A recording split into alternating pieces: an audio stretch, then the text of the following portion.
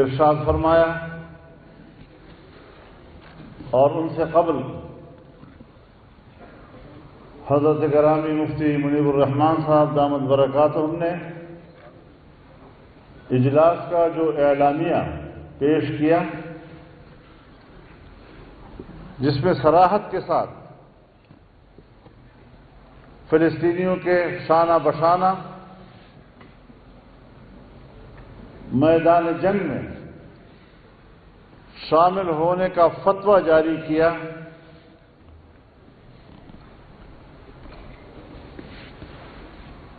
یہ صرف پاکستان کے مسلمانوں کے لیے نہیں بلکہ عالمی اسلام کے لیے ہے۔ اور آج آپ کا یہ اجتماع صرف ایک روایتی قسم کا اجتماع نہیں ہے، بلکہ ان حالات میں اس کی جو اہمیت ہے تاریخ کبھی اس کو نظر انداز نہیں کر سکے گی۔ بے شک بے شک۔ جو اعلان کرتا ہے کہ فلسطینیوں کے شانہ بشانہ عملی جہاد میں شریک ہونا اب امت پر فرض ہو چکا ہے، لیکن تکلیف بمالا یطاق تو ہے نہیں۔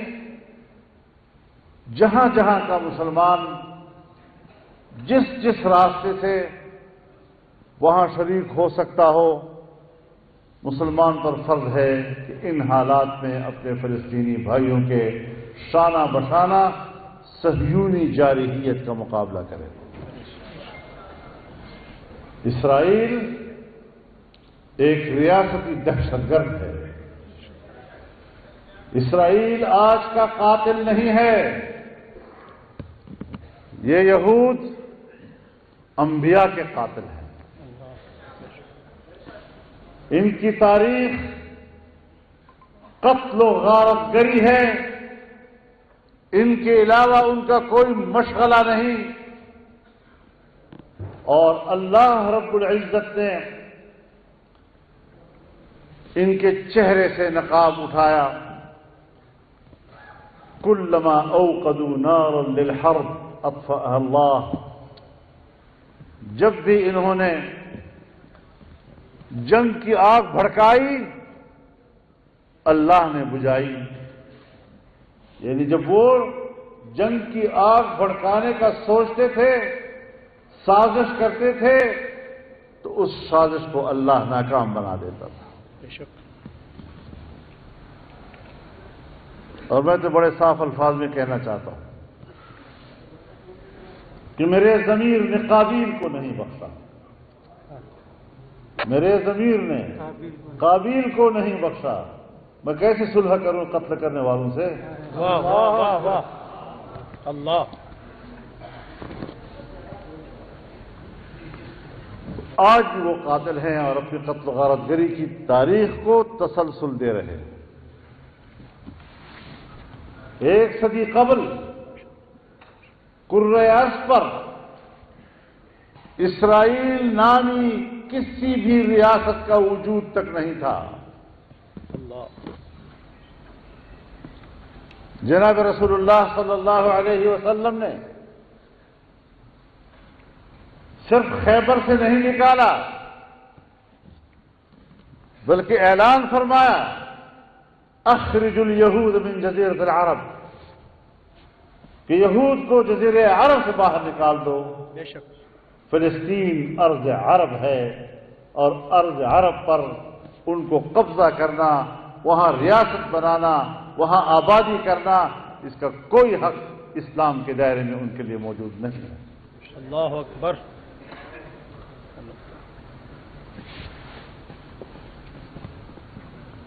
کیا کیا قصے دنیا میں پھیلائے جا رہے ہیں۔ فلسطینیوں نے تو خود زمینیں بیچی، فلسطینیوں کے مرضی سے بیچی ہوئی زمینوں پر یہ آباد ہو گئے۔ اب گلہ کس سے؟ آپ ذرا ریکارڈ درست کیجئے۔ 1917 میں جب دالفور اسرائیلی ریاست کی تجویز پیش کر رہا تھا اور قرارداد دے رہا تھا، اس وقت پورے فلسطین کی سرزمین کے صرف 2% علاقے پر یہودی آباد تھا، صہیونی آباد تھا۔ 98% علاقے پر صرف مسلمان فلسطینی آباد تھا۔ اللہ اکبر۔ اور جب 1948 میں اسرائیل کی ریاست کا باقاعدہ اعلان کیا تو 1947 کے اعداد و شمار دیکھیے، فلسطین کی سرزمین پر یہودیوں کی آبادکاری صرف 6% علاقے پر ہے، 94% علاقہ صرف فلسطینیوں کا تھا۔ اللہ اکبر۔ پھر کہتے ہیں اسرائیل نے مسلمانوں نے خود جگہ دی۔ کیوں جھوٹ بولتے ہو؟ کیوں تاریخ کو جھوٹ بتاتے ہو؟ اور ہم پاکستان کے موقف کو بھی جاننا چاہتے ہیں، جو پاکستان کی اساس کا حصہ ہے کہ 1940 کی قرارداد پاکستان، اسی میں کہا گیا کہ فلسطین کی سرزمین پر یہودی بستیوں کا قیام یہ ناجائز قبضہ ہے، اور بانی پاکستان نے کہا تھا کہ ہم فلسطینیوں کے شانہ بشانہ کھڑے رہیں گے۔ اور پھر جب اسرائیل وجود میں آیا تو پاکستان نے کہا کہ یہ برطانیہ کا ناجائز بچہ ہے۔ اللہ، یہ پاکستان کا موقف ہے ان کے بارے میں، بعد میں نہیں، قیام پاکستان کی اساس کا حصہ ہے۔ اور جب اسرائیل وجود میں آیا تو اسرائیل کے پہلے صدر نے جو اپنا خارجہ پالیسی بیان دیا، اپنے خارجہ پالیسی بیان میں اس نے واضح طور پر اپنے اہداف کا، آنے والے وقت میں اپنے اہداف کا تعین کیا اور کہا کہ کرۂ ارض پر نمودار ہونے والی نوزائیدہ مسلم ریاست کا خاتمہ یہ اسرائیل کا ہدف ہوگا۔ نوزائیدہ مسلم ریاست صرف اور صرف پاکستان کی ریاست تھی۔ آج پاکستان کو جس جہت سے بھی مشکلات کا سامنا ہوتا ہے، اس کے پیچھے یہودی سازشیں کار فرما ہوتی ہیں۔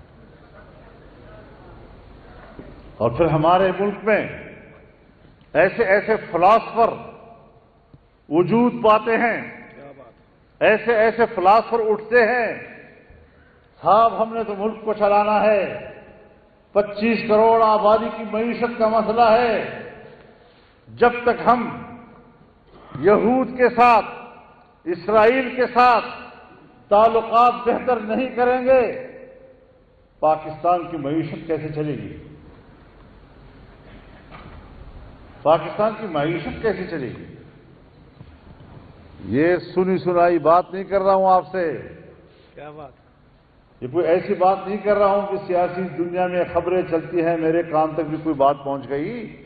یہ وہ باتیں میں آپ سے کہہ رہا ہوں جو یہ طبقہ براہ راست مجھ سے کہہ چکا ہے، اللہ، براہ راست مجھ سے کہہ چکا ہے۔ اور جب یہ حالات پیدا ہوئے،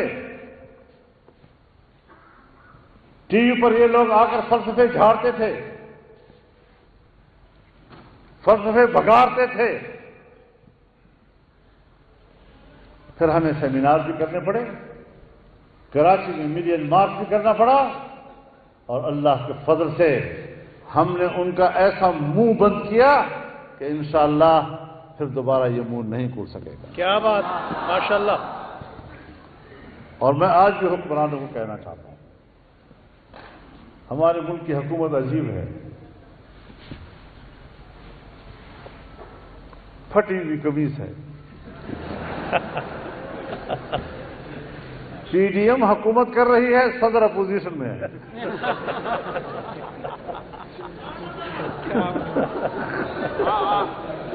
کیا بات،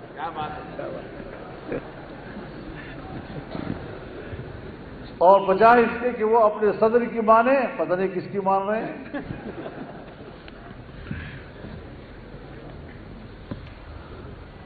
ان حالات میں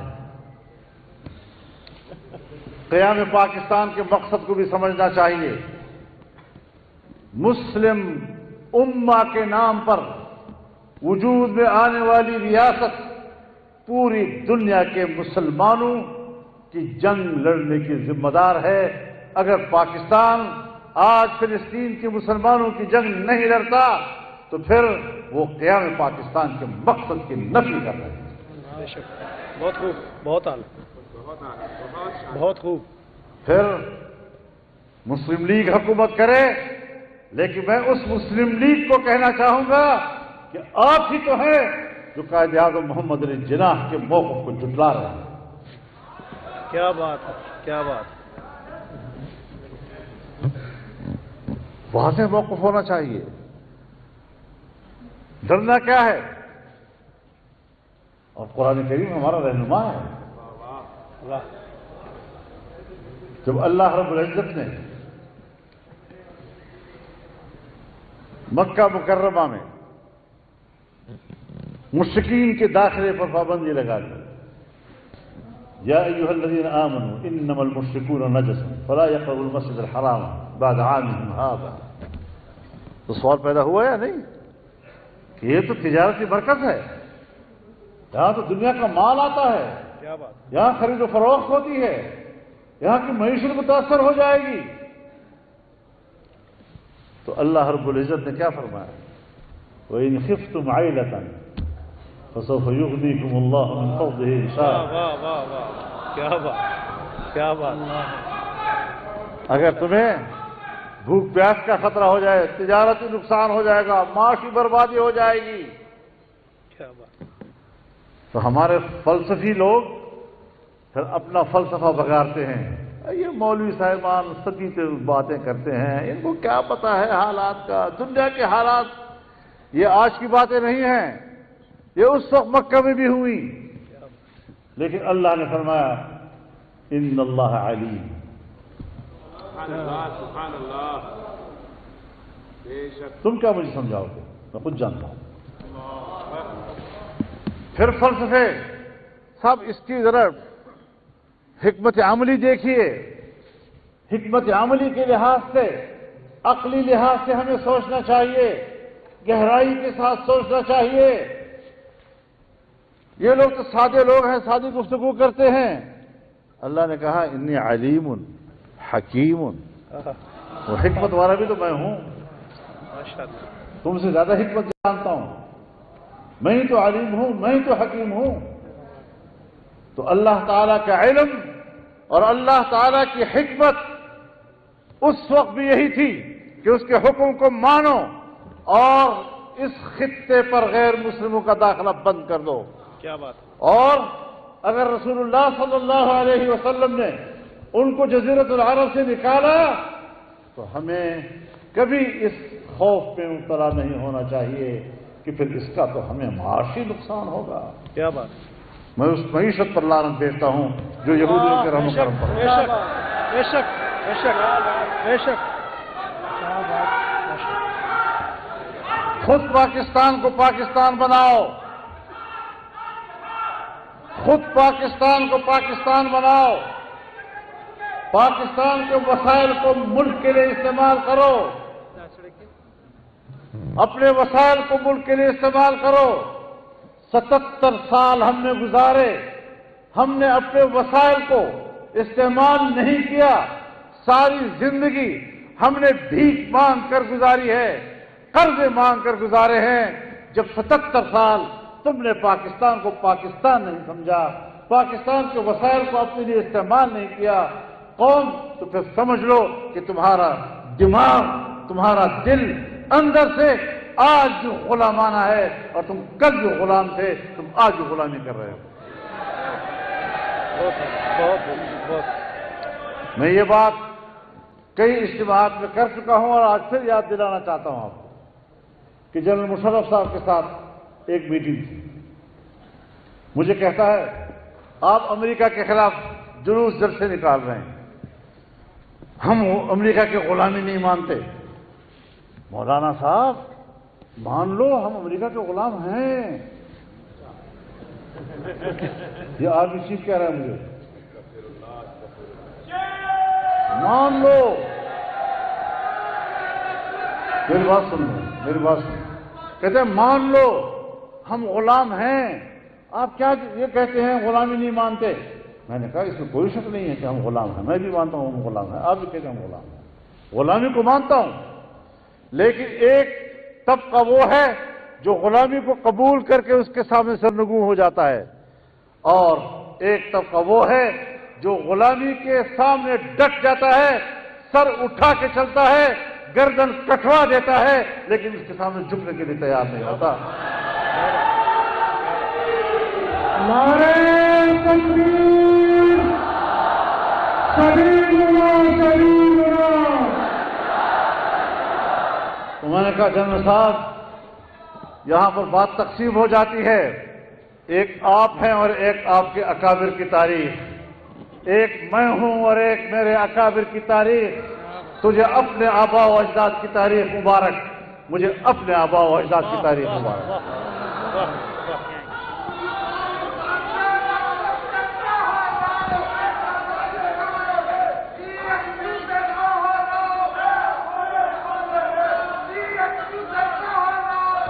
نعرہ تکبیر، نعرہ تکبیر، حضرت مولانا فضل الرحمان۔ تو میرے محترم دوستو،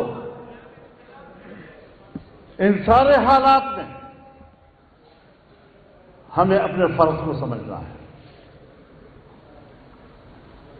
مسلمان کا مسلمان کے اوپر حق۔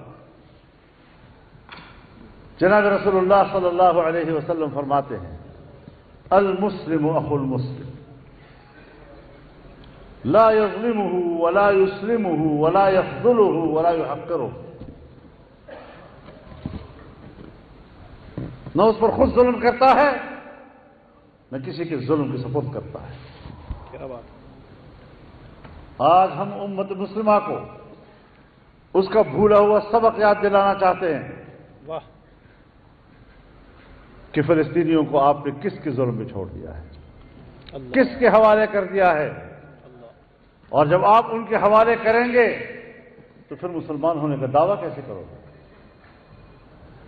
رسول اللہ صلی اللہ علیہ وسلم فرماتے ہیں ترى المؤمنین فی توادہم وتعاطفہم وتراحمہم کمثل جسد واحد اذا اشتكى عینہ اشتكى کلہ واذا اشتكى رأسہ اشتكى کلہ واذا اشتكى عضو تداعى له سائر الجسد بالسهر والحمى۔ اللہ، ایمان والوں کی مثال ایک دوسرے پر مہربان ہونے، ایک دوسرے کے ساتھ ہمدردی میں، ایک دوسرے پر مہربان ہونے میں بالکل ایسی ہے جیسے ایک جسم، اگر جسم کے سر میں درد تو پورا جسم بے قرار، اگر اس کی آنکھ میں درد پورا جسم بے قرار، اگر جسم کے کسی حصے میں درد مچل رہا ہے ساری رات جاگتے بخار کی حالت میں گزر جاتے ہیں۔ ہم کس طرح قرار کی زندگی گزار رہے ہیں، ہم کس طرح اطمینان کی زندگی گزار رہے ہیں، ہم کس طرح سکون سے سو رہے ہیں۔ اللہ،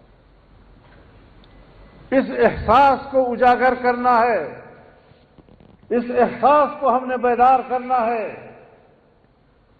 الحمدللہ میرا اطمینان ہے امت مسلمہ آج ایک صف ہے، بے شک بے شک امت مسلمہ کے جذبات ایک ہیں، بے شک۔ اور امت مسلمہ کے جذبات کے سامنے اگر کوئی رکاوٹ ہے تو وہ امت مسلمہ کے حکمران ہیں۔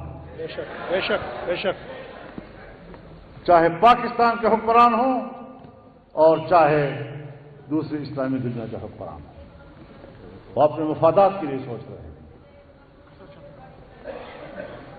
کوئی سن 2030 کا ویژن ہے، کسی کا 2050 کا ویژن ہے، اور سارے ویژن انہوں نے اسرائیل کے ساتھ وابستہ کیے ہیں.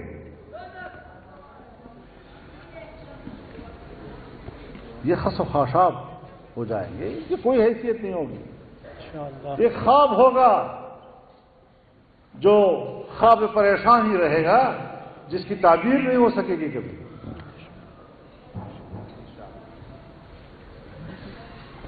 اپنے فرض کو پہچانو.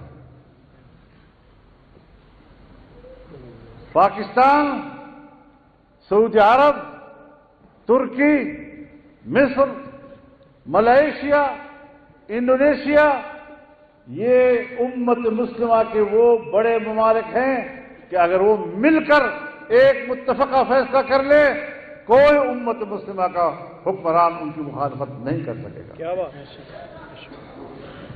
ان کو قیادت کرنی چاہیے، ان کو میدان میں آنا چاہیے. ہم ان کے احساس کو بیدار کر رہے ہیں. یہ مجلس کسی کے لان تان ملامت کے لیے نہیں ہے. کیا بات. یہ احساس کو بیدار کرنے کی امت کے اندر اس وقت بیداری کی ضرورت ہے. میں جانتا ہوں ہر جگہ پر کچھ مذہب بیزار بھی ہوتے ہیں. واہ واہ. لفظ جہاد سن کر مذاق بھی اڑاتے ہیں. مسجد اقصی کا نام لے کر مذاق بھی اڑاتے ہیں، پھر اسلام کو استعمال کر رہے ہیں.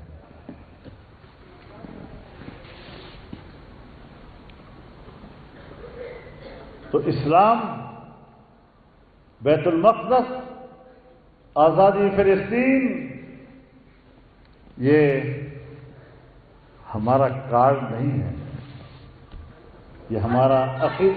بات تو سنو، میری بات تو سنو، پوری تو ہونے دو یار، پھر آپ آگے ہو جائیں، ہم آپ کے پیچھے چلتے ہیں. بات تو سنو پہلے.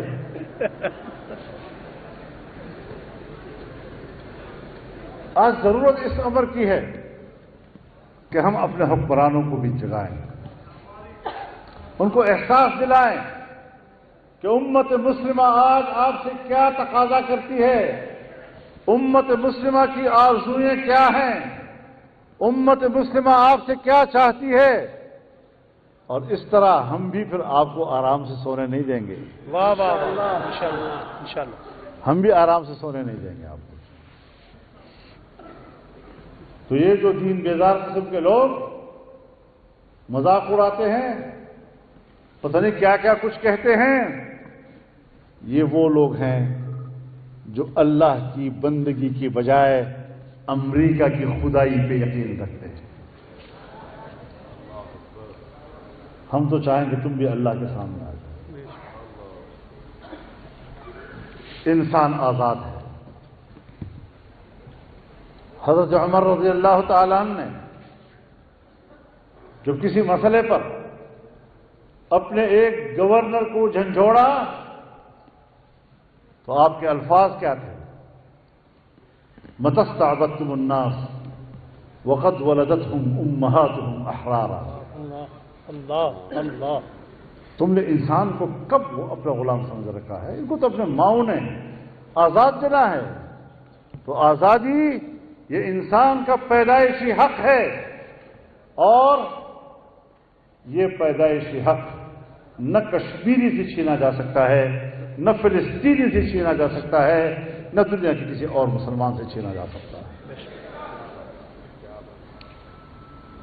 تو اس محاذ پر جو ہم چل رہے ہیں اور جدوجہد کر رہے ہیں، معاہدہ ہوا، جنگ بندی ہوئی 3 مراحل میں، 41 دن کا معاہدہ، ایک معاہدے سے دوسرے معاہدہ، دوسرے سے تیسرے معاہدے میں چلنا تھا، قیدیوں کی رہائی کے معاملات وغیرہ وغیرہ.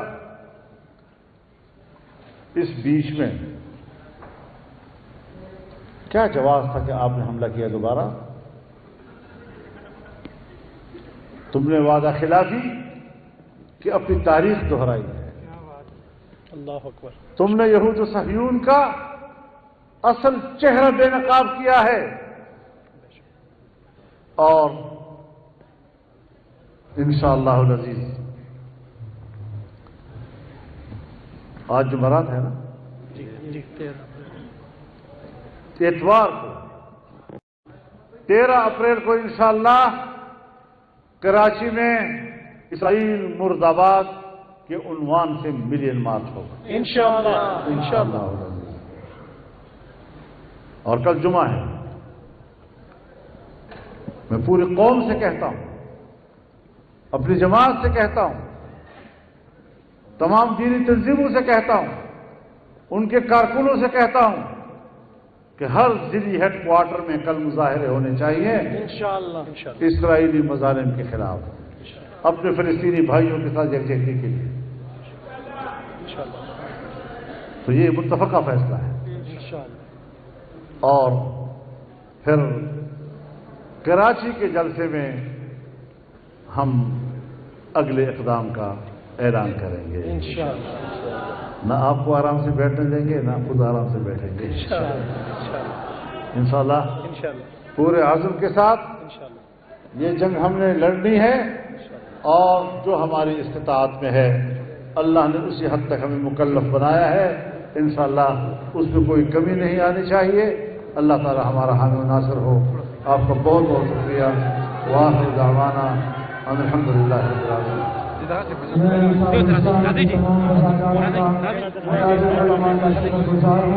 آپ حضرات اطمینان سے باہر عصر کی نماز ادا کر لیجیے اور اکابر کو آرام سے اپنی دعاؤں کے ساتھ